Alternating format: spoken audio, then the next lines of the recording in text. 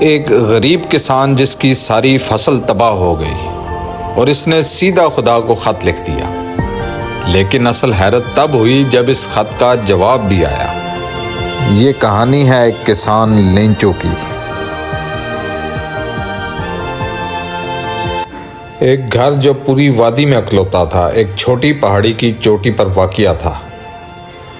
اس بلندی سے دریا نظر آتا تھا اور اس کے ساتھ باڑے کے قریب پکی ہوئی مکئی کا کھیت جس میں لوبیا کے پھول لگے ہوئے تھے جو ہمیشہ اچھی فصل کی امید دلاتے تھے۔ زمین کو صرف بارش کی ضرورت تھی یا کم از کم ہلکی پھوار کی۔ صبح بھر لینچو جو اپنے کھیتوں کو اچھی طرح جانتا تھا اس شمال مشرق کی طرف آسمان کو دیکھتا رہا۔ اب واقعی بارش ہونے والی ہے۔ عورت جو کھانا پکا رہی تھی وہ بولی، ہاں اگر خدا نے چاہا تو۔ بڑے لڑکے کھیت میں کام کر رہے تھے جبکہ چھوٹے بچے گھر کے قریب کھیل رہے تھے،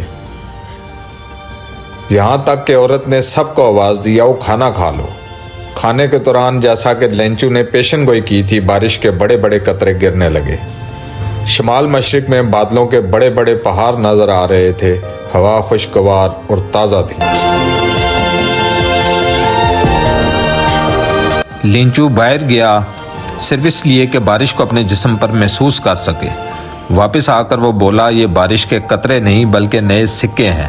وہ خوشی سے اپنی فصل کو دیکھ رہا تھا جو بارش میں بھیگ رہی تھی، لیکن اچانک تیز ہوا چلنے لگی اور ژالہ باری شروع ہو گئی۔ بچے بارش میں نکل آئے اور ان برف جیسے دانوں کو جمع کرنے لگے۔ اب تو بہت برا ہو رہا ہے، لینچو پریشان ہو کر بولا۔ امید ہے یہ جلد رک جائے گا، لیکن یہ جلد نہ رکا۔ 1 گھنٹے تک ژالہ باری ہوتی رہی۔ گھر، باغ، پہاڑی، کھیت، پوری وادی سفید ہو گئی جیسے نمک پڑا ہو۔ درختوں پر ایک بھی پتا نہ بچا۔ مکئی کی فصل مکمل تباہ ہو گئی اور لوبیا کے پھول ختم ہو گئے۔ لینچو کا دل غم سے بھر گیا۔ طوفان کے بعد وہ کھیت میں کھڑا ہو کر اپنے بچوں سے بولا کہ ٹڈی دل بھی اس سے کم نقصان کرتا۔ ژالہ باری نے کچھ نہیں چھوڑا۔ اس سال نہ مکئی ہوگی نہ لوبیا۔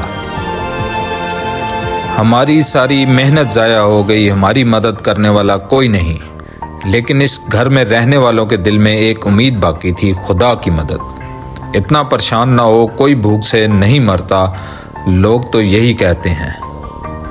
ساری رات لینچو خدا کے بارے میں سوچتا رہا، جس کے بارے میں اسے سکھایا گیا تھا کہ وہ سب کچھ دیکھتا ہے، یہاں تک کہ انسان کے دل کے راز بھی۔ لینچو ایک مضبوط آدمی تھا، جانوروں کی طرح کھیت میں کام کرتا تھا مگر لکھنا جانتا تھا۔ اگلے اتوار وہ صبح سویرے اٹھا اور خدا پر یقین کرتے ہوئے ایک خط لکھنے لگا جسے وہ خود شہر لے جا کر پوسٹ کرے گا۔ یہ خط کسی اور کو نہیں بلکہ خدا کے نام تھا۔ خدا، اگر تم نے میری مدد نہ کی تو میں اور میرا خاندان اس سال بھوکے مر جائیں گے۔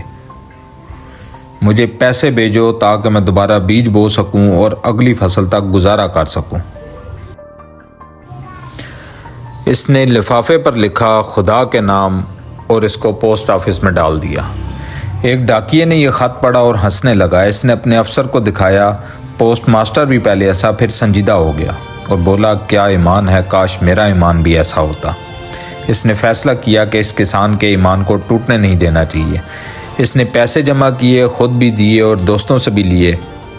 جتنے پیسے ہو سکتے تھے اس نے وہ جمع کر کے اس سے آدھے سے کچھ زیادہ رقم ایک لفافے میں ڈال کر لینچو کو بھیج دی۔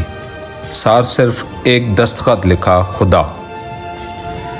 اگلے اتوار لینچو پوسٹ آفس آیا، اسے لفافہ ملا۔ اسے بالکل حیرت نہ ہوئی کیونکہ اس کا پورا یقین تھا، لیکن جب اس نے پیسے گنے تو وہ غصے میں آ گیا۔ خدا غلطی نہیں کر سکتا تھا۔ وہ فوراً دوبارہ خط لکھنے لگا، خدا، مجھے تمہاری بھیجی ہوئی رقم میں سے ایک حصہ نہیں ملا۔ مجھے پیسوں کی سخت ضرورت ہے، وہ ایک حصہ بھی مجھے بھیجو، لیکن اس دفعہ ڈاک کے ذریعے نہ بھیجنا کیونکہ پوسٹ آفس والے سب چور ہیں۔